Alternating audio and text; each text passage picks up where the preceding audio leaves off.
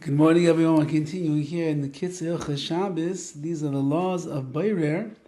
And he says today, Boirer al Yidei Mayim, when you do selecting and separating through the means of water. What does that mean? He's going to explain. Gam yecholim la'avar meleches Boirer im Boirim ba'amtzus Mayim. You could also transgress Boirer, separating through the means of water. KITZUR, how does that work?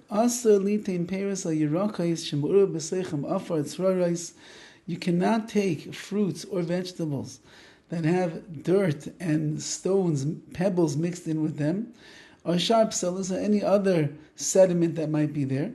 You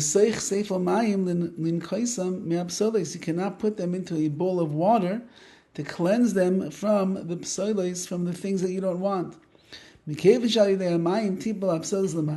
that when you put these dirty vegetables or fruits into a bowl of water, all the psailas, all the dirt's going to fall to the bottom. And in that way you are cleansing off the fruits, the food from the psailas, that which you don't want. So then it turns out that you did bayrer. So too, you cannot put these fruits and vegetables into water. Let's say that straw is mixed in with them. You got it right off the farm. Because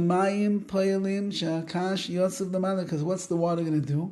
It's going to cause that the straw will float to the top. And this whole action over here is considered bayrer, separating. And you're also doing the separation through a vessel. Because the water that's in the bowl is what's creating the separation between that which you don't want and the fruits and vegetables themselves. Even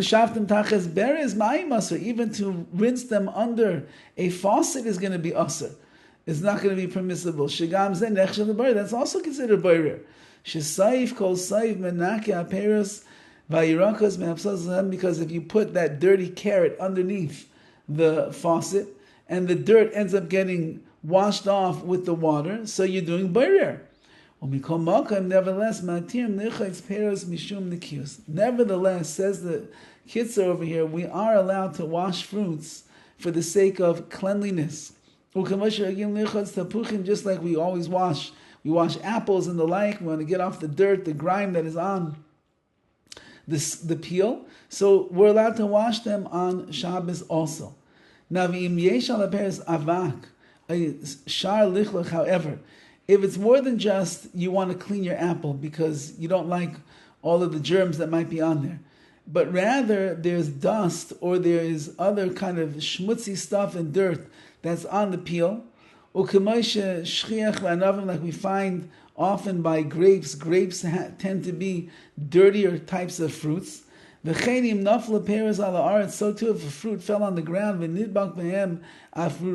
now dust or dirt from the ground is clinging to the fruit, there are those that will be machmir, they'll be stringent, not to wash them on Shabbos.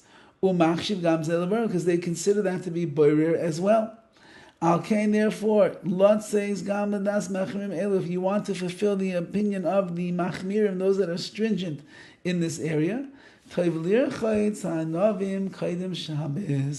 it's better for you to wash the grapes or your fruits before Shabbos comes. So too, if fruits fell on the ground, don't rinse them under the water. Rather, use some kind of a shmata, some kind of a rag or the like, and rinse off, wash them off in that way. Just remove the dirt with this rag. And if you do that, you'll fulfill the opinion of every paisig over here. Now, if in fact you rely upon the opinion of those that are makel, those that are lenient, that say to put the fruit into a bowl where the dirt is going to rise off and fall down, or the straw is going to rise up, that's a real issue of bayrer, and you're doing it with a kli, with a vessel. But if you want to rinse it under the faucet, because we rinse our fruits and vegetables before we eat them, and it happens to be that while you're rinsing it under the faucet to clean it, so the dirt is falling off, you want to rely upon that opinion. You should only wash them under the faucet close to the time that you're going to eat them, that would be the permissibility in that particular case. And many people, in fact, are lenient over here in this law, and therefore, if you are, so just make sure you do it as close to the time that you're going to eat them as possible, which means if you're serving grapes for dessert, don't wash the grapes while you're preparing the table with all the dips of hummus and tchina and everything like that, and then put them off on the side and save them until the end of the meal. Rather, that means that after the meal is basically over and you get to dessert time, that's when you go into the kitchen, that's when you rinse off the grapes, and that's when you serve them. That would be samach le'achila. Have a wonderful day.